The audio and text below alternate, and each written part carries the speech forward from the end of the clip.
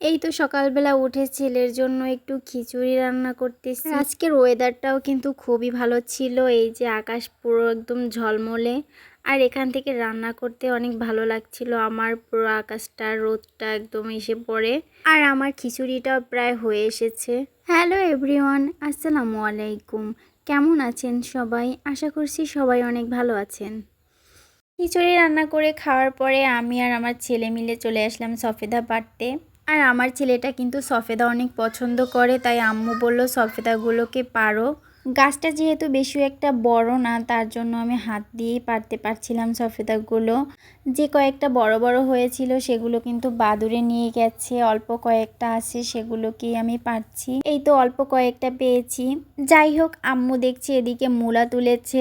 আমাদের ক্ষেতে তরতাজা মূলাগুলো কিন্তু খুবই সুন্দর দেখতে লাগছিল।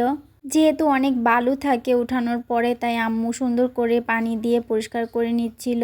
আর আমি বাড়িতে আসার পর থেকেই কিন্তু আম্মুর লাগানো শাকসবজি খাচ্ছি। আর এদিকে আমার একটা কম্বল ছিল, সেটাকে আমি ভিজিয়ে রেখেছি ধোয়ার জন্য।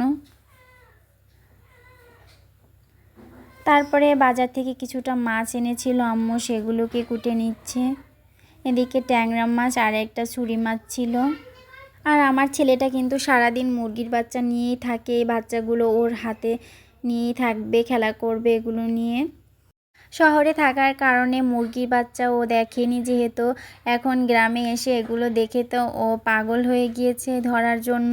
আর এই শীতে কিন্তু ছুরি মাছ খেতে অনেক মজা, যেহেতু আমরা দুইজন আছি তার জন্য আম্মু একটা মাছই এনেছিল। আর ছুরি মাছটা কিন্তু আজকে আম্মু রান্না করবে। ট্যাংরা মাছগুলো কেটে ধুয়ে পরিষ্কার করে সেগুলো ফ্রিজে রেখে দিবে। আর আমাদের এদিকে কিন্তু শীতকালে বেশিরভাগই তরকারি ট্যাংরা মাছ দিয়ে রান্না করা হয়, যার জন্য আম্মু এগুলোকে ফ্রিজে রেখে দিবে মাঝে মাঝে যাতে তরকারি খেতে পারে। এই তো কথা বলতে বলতেই মাছগুলো কাটা হয়ে গিয়েছে। তো আজকে কিন্তু আর রান্নার ভিডিও দেখাবো না, এই পর্যন্ত। আল্লাহ হাফেজ।